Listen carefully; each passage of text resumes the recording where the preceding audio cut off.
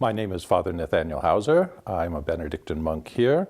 My role in the CIT was as both an art historian and as a working artist and as somebody who knows theology. I got involved before the CIT began. We were having a big calligraphy convention here. Donald had been invited from England, and somehow I think he must have sought me out because he saw me in my habit, because suddenly we were talking to each other and I didn't know who he was.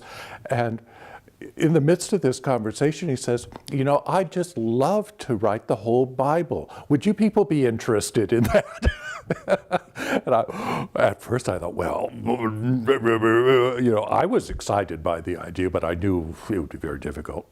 Anyway, we got to be talking and we kind of kept in touch. And then when the CIT came about, it was kind of natural, I think, that I just sort of got on the committee. To prepare for the CIT, well, there's the theoretical way that you prepared and the actual way we all prepared. Theoretically, Father Michael Patella would send us what we were going to talk about, and we were supposed to read up on it, and everybody said, sure. Nobody did. So generally, really what happened was we would come in, have a general idea of the area we were talking about, you know, what book of the Bible, where we were. Most of us had probably scanned through the preliminary briefs that we already had to look at those. Somebody would read the passage we were going to talk about. Then we would kind of stop for a moment. Everyone would think about it or muse or do whatever. And then one of the scholars, you know, theological scholars, would tell us what the exegesis was, what the scholarly opinion of the passage was. And then all of a sudden, people would just start talking. And so the conversation might go more in a theological direction, might go in a more artistic direction, might go in more, how does this speak to people today?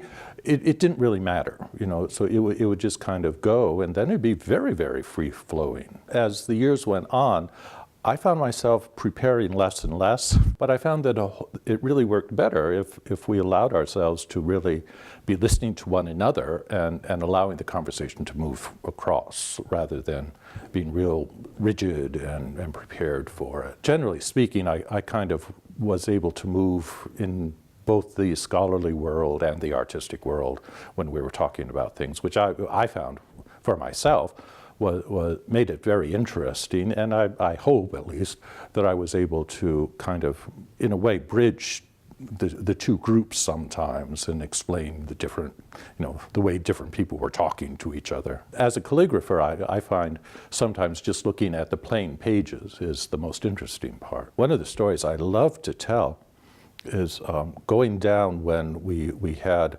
an exhibition down at HMML, and there were all these pages out, and there was a group of calligraphers there.